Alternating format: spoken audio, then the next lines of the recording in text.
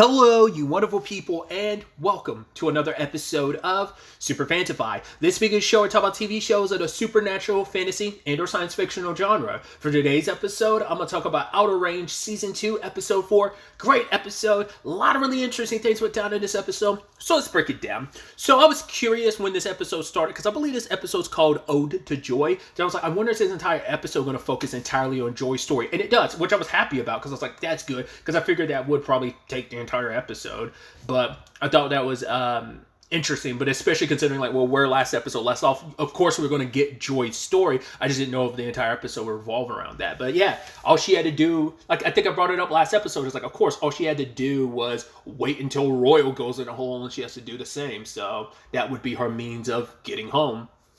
But it took a while, because I was like, yeah, Royal's probably not quite the age he's supposed to be when he ends up leaving. But it's like, right, she ended up waiting 4 years, which in the grand scheme of things is a long time. It's even heartbreaking later on when Joy has that comment when she's talking to Falling Star about, right, like my, Rose is going to be 11, Martha's already moved on. Because in her mind, it's like, she thinks like if she does go back home, the 4 years that have passed here, I mean, I would assume that was my understanding, because like her daughter looks fairly young, so it doesn't seem like, oh, like I've been going a little while, she's going to be 11 and she's my wife has already moved on. It's like, no, she thinks like time doesn't work like that. Once again, time can be a Jeremy bear me, but like I said, it isn't always just like that linear line. She thinks because she spent 4 years here, she goes in the hole, all it's going to do is send her back to present day, but it's going to be 4 years later, which obviously we know it's not the case, because she hasn't been missing that long. She's might have been missing like maybe a couple days in the grand scheme of things. Like she's only been gone like a couple days, so but that is kind of sad, because from her point of view, like, because none of them understands the time travel of this, so they're like, yeah, like, what if Martha's moved on? Time doesn't stop for anybody. And that's her biggest fear about going back, especially because she's like, me and Martha weren't even in a good place at the time, because when that preacher got in front of everyone, entire congregation, in front of the town that I'm supposed to protect, and I bit my tongue, and it's like, what did Martha say? And she's like, I don't remember. And Fallen Star calls her out. It's like when your lies like that, are kind of like, that's what you're really afraid of, rather than like the time that has passed or something. Because Fallen Star was saying like true love, it's going to, all that's not going to matter the moment Martha sees you again. It's going to be okay, But it's just because where things left off, because Joy feels bad, because she's like, I didn't have the courage to stand up then, because I was so busy trying to prove myself, trying to run for sheriff. I wasn't trying to murk the waters with this town that already looks at me a side-eye type of way, because not only am I an indigenous woman, I'm also a gay indigenous woman, and this community that a good chunk of this community is very, very white, very religious, and there's something there, so. But I also love Falling Star's perspective of, no, like, you're not the same person. That's what she was saying. Martha's going to see that you're not the same person, because you've grown and changed over these 4 years too. And especially being away from your family is going to change you even more. Of like, I'm going to be a different person when I come back. In more ways than one, not only because I want to be a different person, I literally am a different person because of all she's experienced. I mean, 4 years is a lot to be away from your family, and especially with all those fears rummaging through your head of like, if I can get home, if I get home. I did love that conversation, just kind of, tying that off of like a sweet note, was the conversation they had previously about, it's like, wait, Michael Jackson becomes like the biggest pop star in the world? It's like, yeah, bigger than, oh God, who did she say? Oh, she said bigger than Zeppelin. It's like, yeah. What about bigger than the Beatles? It's like, he owned the Beatles. Yeah, and Paul was pissed about it. And she's like, 4 years, and you've never told me this. And Joy being like, I didn't think you could handle it. I was like, I love that conversation. I was like, wow, we're only having this conversation 4 years later.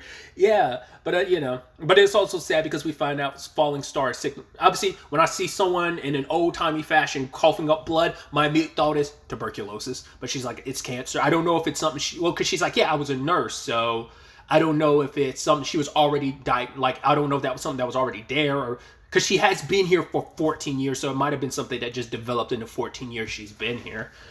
But she wants Joy to be her replacement, like as the liaison to kind of keep the peace between like the Shoshone and like all the like homesteaders and stuff like that. But Joy kind of doesn't want to take that position because it means also like taking that away from Falling Star. And it's almost like if you keep doing this, she even says later on she thinks like doing this job is probably what took the most out of her. It was probably like it's not a seamless job. Like a lot lays on you as a liaison. It's like if you screw up, it could lead to a lot of death, considering the tensions on both sides.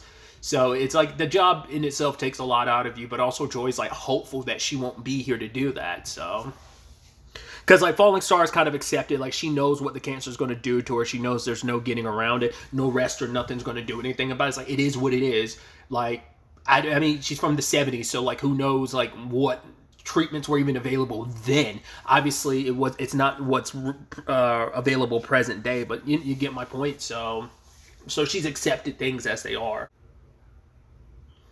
At the same time, all this is going down, there is... Was it Flowers and Mountain Lion? They were out hunting buffalo because they're trying to gather food for their tribe and they're trying to prove themselves. It's like, you know, it's always the youngins that kind of like, you know, you never fully think about the consequences, because even Mountain Lion like, well, we shouldn't go this far after this buffalo. But Flowers was like, no, this is just as much our land. Sadly, they went on someone's property. Flowers got taken. Luckily, Mountain Lion got away and was able to get back to the tribe to warn them about what happened, and it was up to Joy to handle this because she is the only one there because all the other warriors are away, and by the time they get back, Flowers could be lost. So Joy locked and loaded, pulled out her gun that she had kind of stashed away. It was like, yeah, it's poetic in a lot of ways because she is the sheriff, so like kind of taking the law into her own hands. She was even saying like, right, if they'll try to do anything to stop me, and Falling Star was like, then don't let them. So came locked and loaded with her own gun, because I'm sure like she was more like, obviously it's like I'm out here to kill. I ain't trying to like take any chances anyone survives. So I'm locked and loaded and ready to go. Granted, once again, she's stuck with whatever ammo she came here with, so she only had like one clip. So, or would it be magazine? I know nothing about guns. I ain't gonna sit here and pretend like I do. I think clip is the right word for like handguns, wouldn't it? Like magazines are only for like heavier artillery. Once again, I know nothing about guns, so you can make fun of me and call me out for that. But like, yeah, I'm not the gun dude. So I did love that thing that Falling Star had said to her. It was basically like, I look to the west and what was it? It was something along the lines of I see and my spirit sees leaving or something. I don't know if that's kind of implying like this will be the time you end up leaving, or just kind of like scared like that means this will be the last time I might ever see you, whether it's like whether you like die or whether you do go home. It kind of felt like it was alluding to that, but maybe I'm kind of like probably lost a lot of the meaning and like, because I can't fully remember everything she said. But there was that line from Joy where like basically no matter, there are two paths, no matter what path you take, there will always be time for you to change course if need be. So that basically nothing's set in stone, that there's always going to be a time.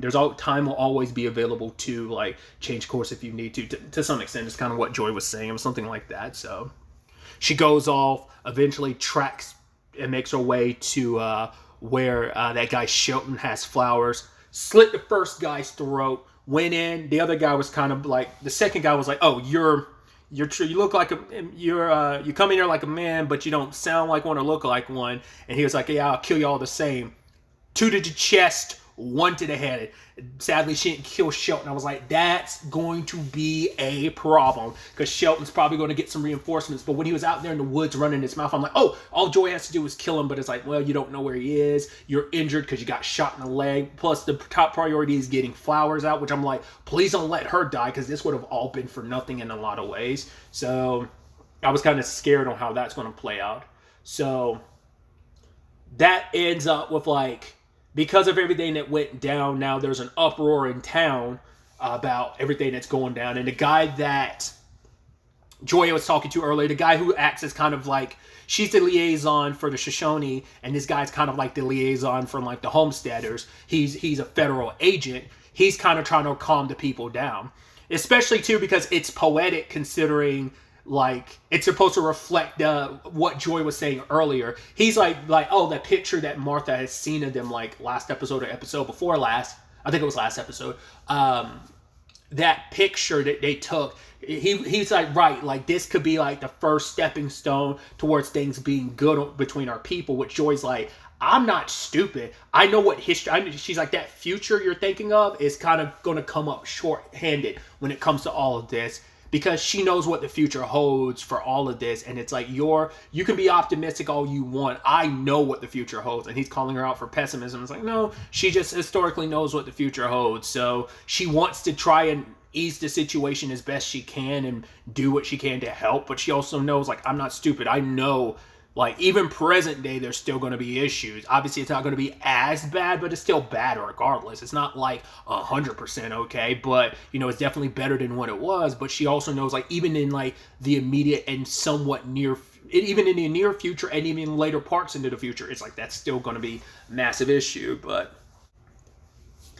no one was really listening, because at the end of the day, you know, everyone's riled up because it's like, hey, those natives, not the word they use, but it's the word I'm going to use, ended up killing some white man. So what's going to, you know, he's like, we should kind of handle this. Let the government handle this. You know, it's like, right, we're going to be the ones that have the last laugh anyway, which is like, man, it's so effed up, but so true. But they're like, what about the white man that died? You know, what about them, those two good white men that were killed, you know?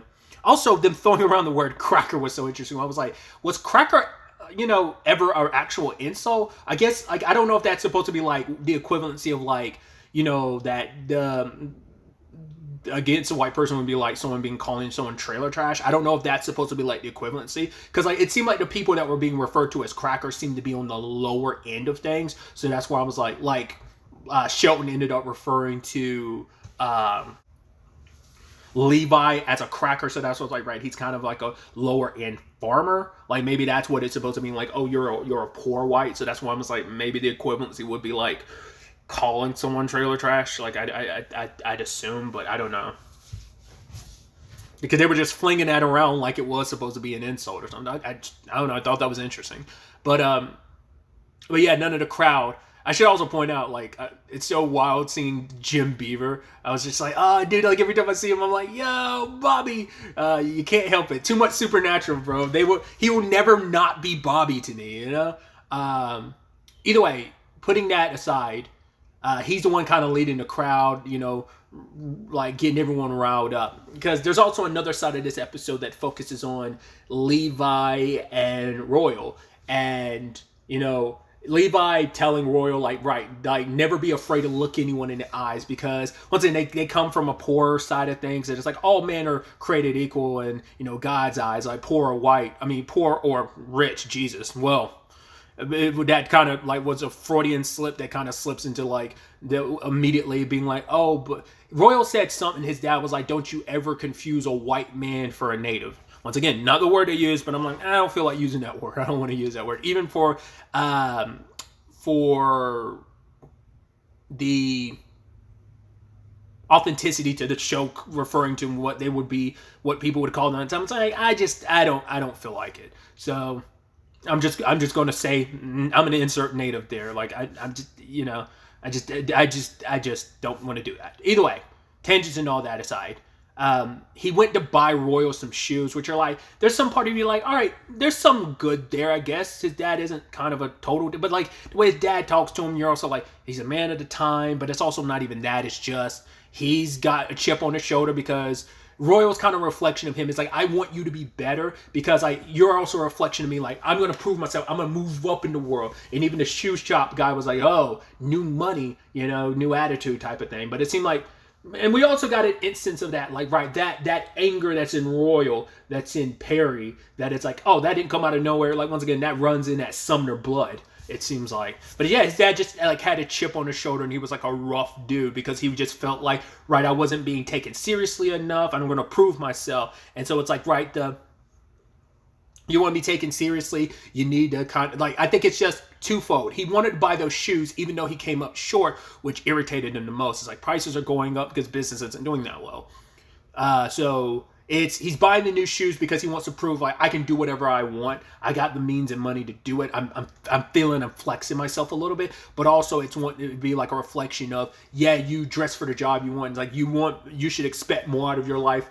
Royal, you'll grow into those shoes even though they're too big. You're going to be a new man. I'm a new man going forward. And it's like, once again, he's living not vicariously through Royal, but he's like pushing Royal to be the man that he sees himself as and the man he wants Royal to be. And, you know, But it's also like, right, he went back home. What did he do? He sold off the only cow that they had. But it's like, no, this cow needs to get us through winter. But he doesn't care because he was making points. Like, shouldn't taking care of your family take precedent over buying shoes for Royal? It's like, because he came up short, he sold the cow to Jim Beaver's character. And I'm like, I don't understand that reasoning. And then it was also like, right, don't question me, woman. He made this decision unilaterally and kind of like slaps her, which it's not a one-to-one, but I almost wonder on some level, is that supposed to kind of parallel like Royal's relationship with Cecilia? It's not a one-to-one. I'm not trying to say that, but it almost feels like, right, like, because it's more like, especially with like Cecilia, like the Abbott name is her name. It's her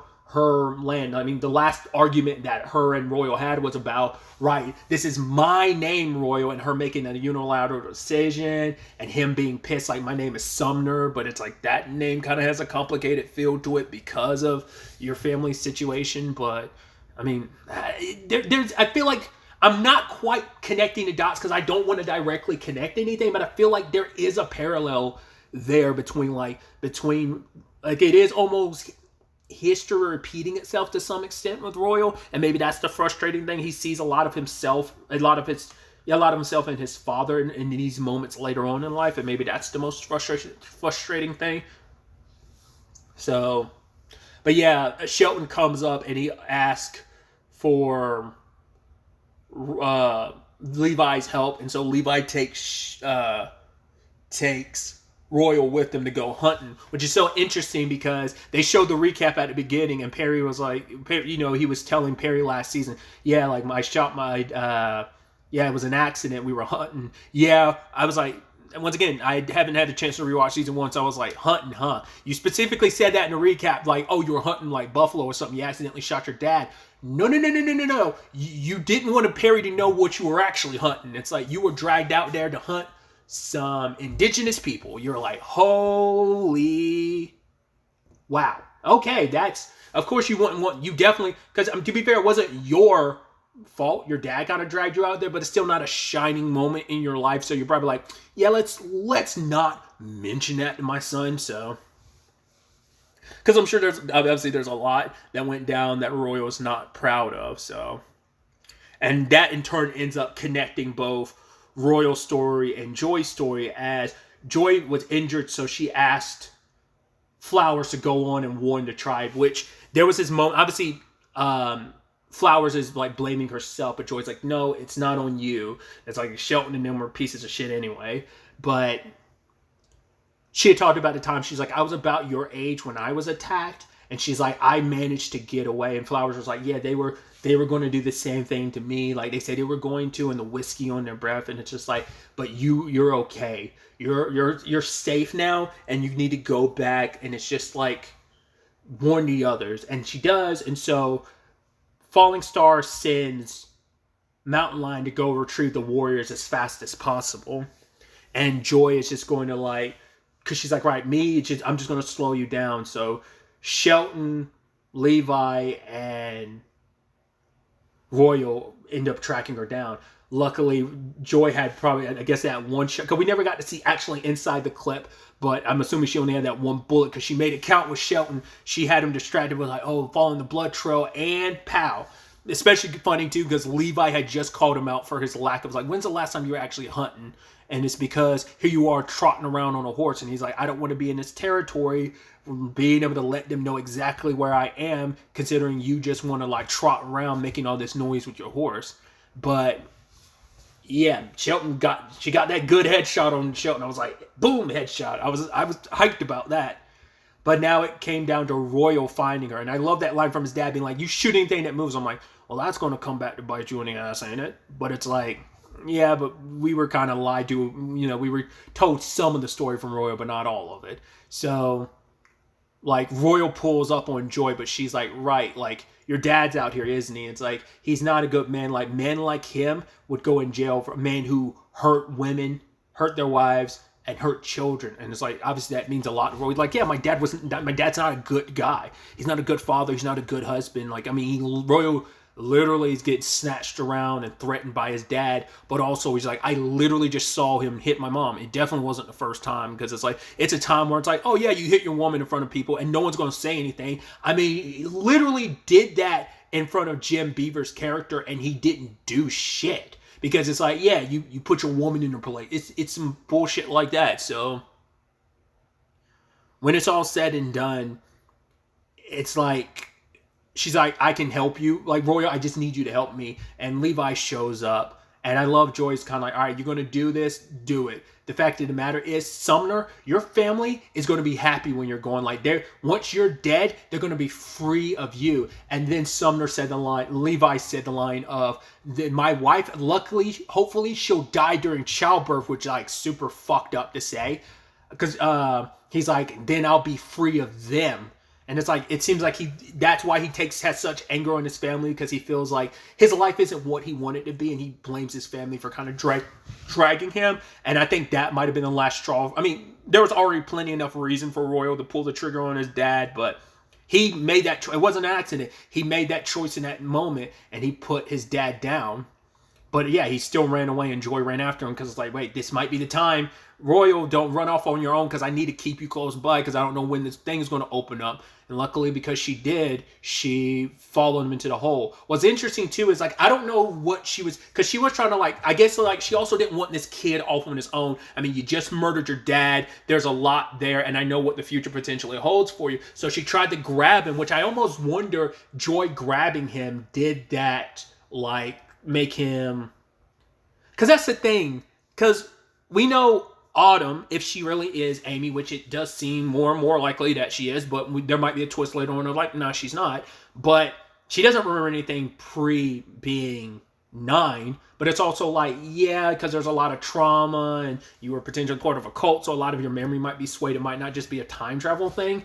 Royal's memory, for the most part, seems like it's pretty intact that we're aware of. So, but maybe there's some things that even he's forgotten, but probably not. So, Amy's circumstances just might be different, or Autumn's circumstances might be different. Like I said, if they end up like it seems like it's like, no, she definitely is Amy, but it also feels like they're setting it up to be like, no, she's not. You put all this faith in her being Amy, but she's not.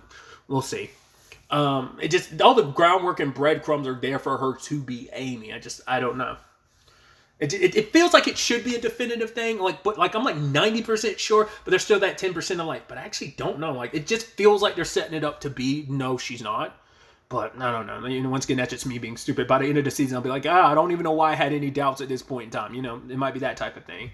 But either way, it's just the fact is, I wonder what was going through Joy's mind at the time when she was reaching out for him. And it's like, maybe that's the reason. It's kind of a good thing she didn't catch up the Royal in multiple ways. One, it's like, who knows where you would have ended up in the same time Royal was, like when he first came, like when he left his time, like whatever time frame he showed up at, whether it was like the 70s or 80s, whatever the case may have been, you would have ended up in the same time frame. So you wouldn't want that. But it's also like, did Joy grabbing onto his leg kind of spin him into a different direction? So he ended up kind of like, look at the whole as like a time stream, and he randomly popped out at a certain point in the time stream because of Joy, because they didn't go into the same spot. Like, she was further up and kind of to the right, whereas he was like swinging and flinging and like, so who knows?